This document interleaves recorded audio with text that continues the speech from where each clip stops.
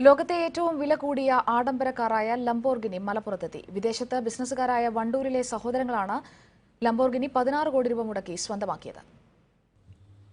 വണ്ടൂർ സ്വദേശികളും സഹോദരങ്ങളുമായ Kottammal അംജദും അംജുവുമാണ് Lamborghini സെസ്റ്റോ എലമെന്റോ car വാങ്ങിയത്.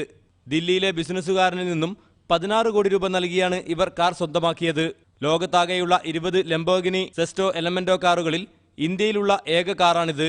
മണിക്കൂറിൽ 213 കിലോമീറ്റർ വേഗതയുള്ള കാറിന് 1 കിലോമീറ്റർ ഓടാൻ 2 ലിറ്റർ പെട്രോൾ വേണം.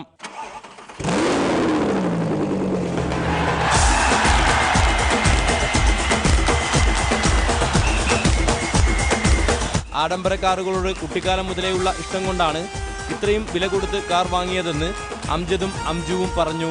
എല്ലാ ഫിലിം കണ്ടുകൊണ്ട് സ്പോർട്സ് കണ്ടുകൊണ്ടൊക്കെ അല്ലേ ഒരു താല്പര്യമാണ്. ഫാസ്റ്റ് ട്രാക്കിൽ നിന്നൊക്കെ ഫോട്ടോ എടുത്തേക്കാറുണ്ടായിരുന്നു. പിന്നെ വലുതായപ്പോൾ നമുക്ക് സ്വന്തമാക്കണം എന്നുള്ളൊരു ആഗ്രഹമായി. 2 ലക്ഷത്തോളം രൂപ ചിലവിട്ട് ട്രക്കിലാണ് കാർ ദില്ലിയിൽ നിന്നും കേരളത്തിലെത്തിച്ചത്. ദുബായിൽ റാസ് പെട്രോളിയത്തിന്റെ ഉടമസ്ഥരായ അംജദും അംജുവും ലക്ഷങ്ങൾ വിലയുള്ള ബൈക്കുകളും കാറുകളും നേരത്തെയും വാങ്ങിയിട്ടുണ്ട്.